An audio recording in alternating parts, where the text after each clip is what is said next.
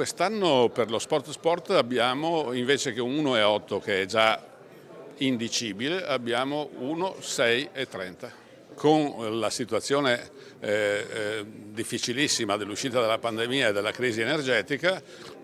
io faccio una provocazione, ma andrebbe bene anche 0 a questo punto. Il messaggio forte e chiaro è arrivato nel corso di una premiazione in comune a Treviso, nessun convenevole per il numero 1 del CONI Veneto Dino Ponchio, che è andato subito al punto, strigliando la regione. Parto con una battuta, io ho la carriera dietro le spalle, quindi non devo fare carriera e quindi dico quello che penso.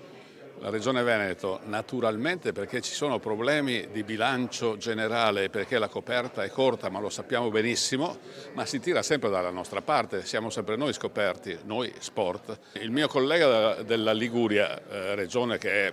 un terzo, un quarto, un quinto, mettiamo un terzo del Veneto, non voleva darmi le cifre della regione Liguria allo sport perché ha detto si vergognava, è il triplo di quello che ha il Veneto. Insomma, va bene la crisi, ma il Veneto, dice Ponchio, è l'ultima regione in Italia per risorse al settore, una vera e propria galassia di società, giovani volontari che adesso guardano anche alle Olimpiadi di Milano Cortina. Mi batterò fino alla morte per i 200.000 che la regione dà al CIP perché non calino, ma mi batterò anche fino alla morte perché non calino i 400.000 che sono scandalosi allo sport organizzato delle federazioni che consta in 650.000 tesserati, 180.000 addetti ai lavori, presidenti, volontari, tutti volontari e 13.000 rotte società sportive.